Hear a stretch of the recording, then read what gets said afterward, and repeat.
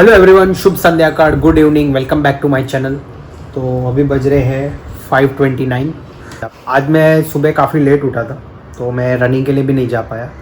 Actually पता नहीं, जब से मैं मैराथन भाग के आया उसके बाद मेरा जो रूटीन था वो छूट ही गया है। मैं संडे को मैराथन गया था, उसके बाद 2-3-4 आज तीसरा दिन हो गया मैं रनिंग के लिए गया नहीं। तो एक कहते हैं ना, गिल्ट रहता है कि यार क्यों नहीं गया, मैं क्यों नहीं गया, ऐसा क्यों हो रहा है। लेकिन आई थिंक सो मुझे कहते हैं ना कि थोड़ा सा अपने आप को पुश करना पड़ेगा कि नहीं, वापस मैं I should go back to my routine.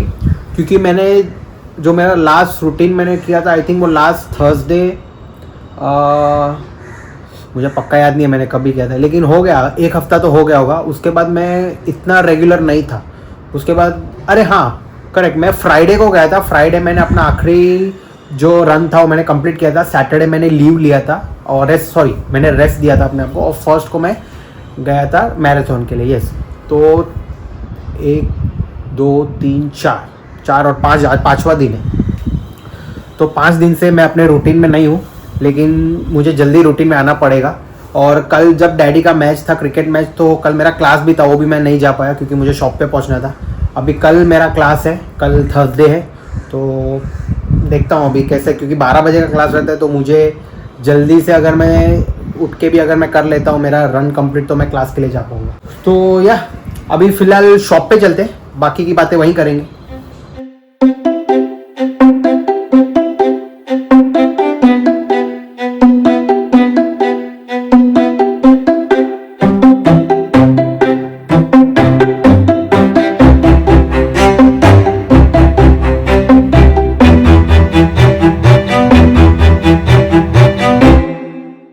थैली का सब टेप क्यों खोला?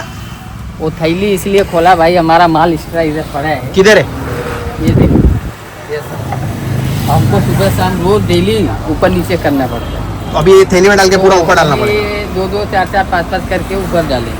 अभी ये रमजान के बाद निकलेगा, तो मतलब 2 महीना अभी इधर ही ऊपर रखना? महीना ऊपर ही रहेगा। अब ये रमजान के बाद आपको निकाल के सब फिर देखेंगे इसको क्या करना है। एक्चुअली कैसा है ना, रोज का रोज माल ऊपर, इधर ऊपर रखो, फिर वापस नीचे रखो। सुबह के टाइम नीचे रखो, वापस रात को ऊपर उठा के रखो। तो इसलिए सोच रहे कि अभी थैली डाल के ऊपर ही डाल देंगे, अभी वो सही पड़ेगा। क्योंकि ये रोज का हेल पार्टी वाला काम हो रहा है। इतना उठा के रखो, वापस नीचे रखो।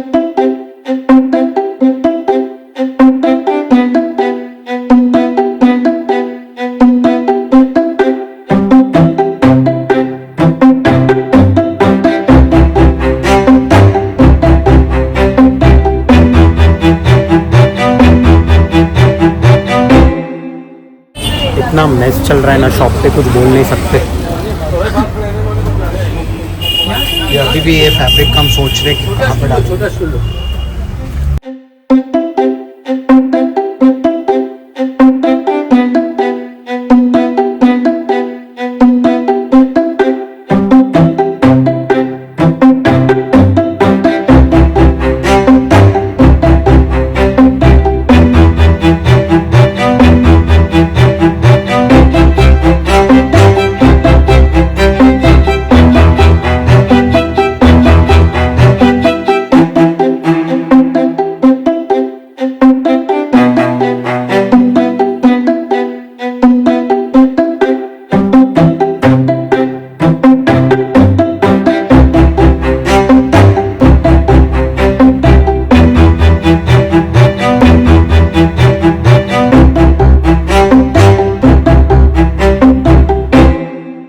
अभी बज रहे हैं रात के 11:13।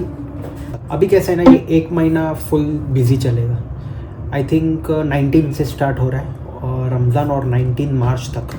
स्टार्टिंग के जो 15 दिन यानी कि अभी से लेके 19 तक, और 19 के बाद आई थिंक 5 तारीख तक, 5th ऑफ मार्च तब तक ही हमारा जो सेल रहेगा वो सबसे ज़्यादा रहेगा।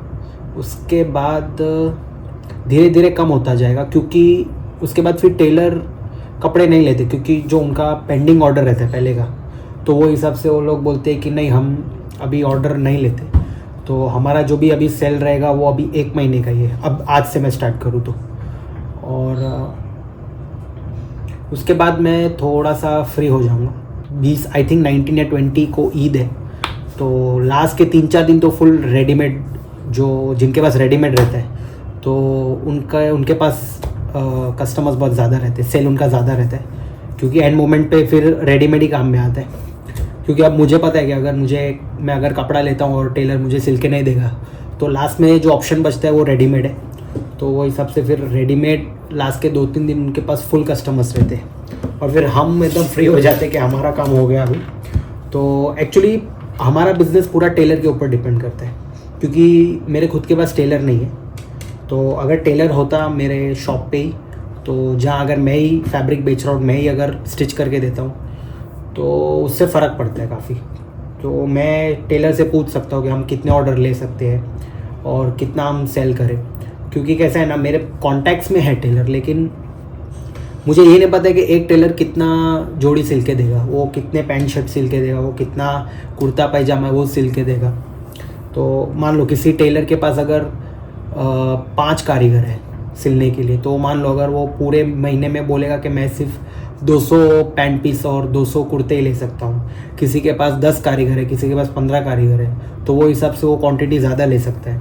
तो मुझे ऐसे पता नहीं कि कितने टेलर ऐसे हैं जो कितना फैब्रिक जो शर्ट पैंट है और कुर्ता पैजामा है वो सिल के दे सकते हैं। और उसमें प्रॉब्लम कैसा है, मान लो कि अगर मेरा एक टेलर फिक्स है तो मैं उसी के पास जाऊँगा, मैं किसी और के पास नहीं जाने वाला हूँ जब तक वो मेरा कपड़ा ख़राब करके नहीं देता है तब तक।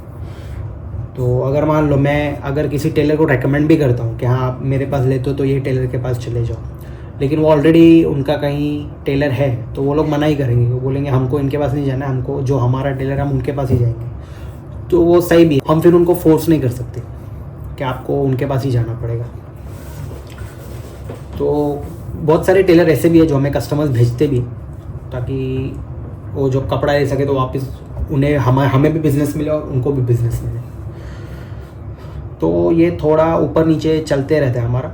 मेन प्रॉब्लम कहाँ पे आता है, अगर मान लो कपड़ा सही है लेकिन टेलर ने कहीं पे गलती कर दिया कुछ सिलने में, तो भी कस्टमर हमारा नाराज़ हो जाता है।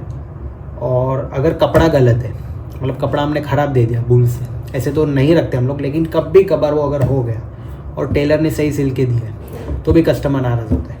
लेकिन रेडीमेड में ये इशू नहीं होता है। रेडीमेड में कैसा है, मैंने वहीं शर्ट पहना, वहीं पैंट पहना, मैंने चेक किया हाँ सब कुछ सही है मेरे फिटिंग के हिसाब से, तो डन, वहीं पे पैक हो गया, पैसे दे दिए और निकल गए। लेकिन यहाँ पे ये प्रोसेस लंबा हो जाता है।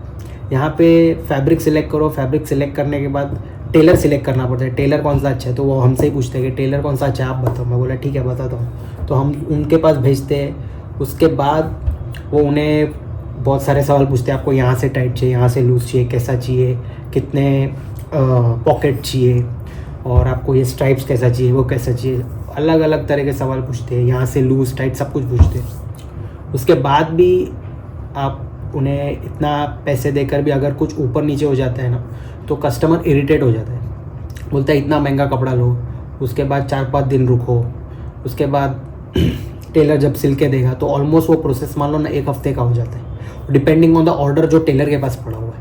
मान लो टेलर के पास बहुत ऑर्डर है, तो आज मैं अगर कपड़ा दूंगा तो वो मुझे 10 या 15 दिन बाद देगा। अगर उसके पास मान लो अभी सीज़न नहीं है, उसके पास इतना वर्कलोड नहीं है, तो हो सकता है वो 4-5 दिन में भी दे देगा। लेकिन अभी रमज़ान का फुल सीज़न चालू रहेगा तो कोई भी टेलर आपको 10 दिन से पहले तो नहीं देने वाला।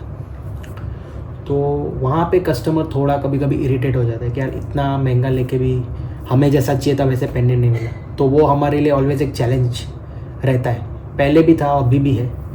तो हम वही ट्राई करते हैं कि इस चीज़ को हम कैसे कम कर सकते हैं, क्योंकि कैसा है ना, हमारे पास अगर हमारा टेलर होगा तो हम समझ सकते हैं टेलर का प्रॉब्लम क्या है, टेलर क्यों नहीं काम कर पा रहा है, कस्टमर को जैसा चाहिए वो टेलर क्यों नहीं दे पा रहा है। अब मेरा टेलर मैं ऐसे तो जानता नहीं, मेरे सिर्फ कॉन्टैक्ट्स हैं। अब वो टेलर का काम कैसा है, वो किस तरह काम करता है, उसका मुझे कोई आइडिया नहीं। और फिर मैं ऐसे ही भेज दूँ तो वो भी एक प्रॉब्लम है। फिर कस्टमर को नहीं जमेगा तो टेलर ने उस कस्टमर का तो कपड़ा ख़राब किया, लेकिन फिर वो कस्टमर हम पे भी गुस्सा हो जाते हैं, बोलते हैं आप ही ने भेजा था, अभी आप ही इसे ठीक करके दो। तो वो हिसाब से कस्टमर भी टूटते हैं हमारे। तो ये ऑलवेज़ एक कहते हैं ना प्रॉब्लम रहता है और एक चैलेंज भी रहता है। तो हम ऑलवेज़ ट्राई करते रहते कि ऐसा क्या सोल्यूशन निकल पाए जहाँ पे कस्टमर को एक सेटिस्फेक्शन मिले कि हाँ कि जैसा रेडीमेड में हमें जो सिलाई मिलती है, जो फिटिंग हमें मिलती है, वैसे ही हम इस फैब्रिक और टेलर स्टिच जो रहता है उसमें दे पाए। क्योंकि कैसा होता है ना, रेडीमेड जो है वो आपको एक रीज़नेबल प्राइस में मिल जाता है। अब हमारे फैब्रिक में कैसा है, आपको 200 रुपये मीटर से लेकर 2000 रुपये मीटर तक का सब कुछ मिलेगा।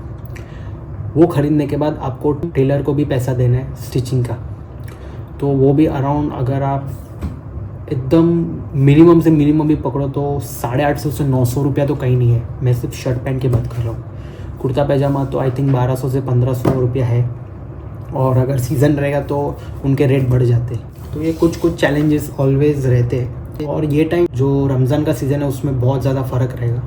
फ़र्क इसलिए रहेगा क्योंकि लास्ट ईयर तक हमारी स्पेस ज़्यादा थी हमारे पास काम करने के लिए। इस टाइम उसकी आधी स्पेस हो चुकी है, तो उतने कस्टमर्स को एंटर कराना, वो कितने टाइम तक खड़े रहेंगे, उनको ज़्यादा गर्दी लगेगा तो लोग चले भी जाएंगे।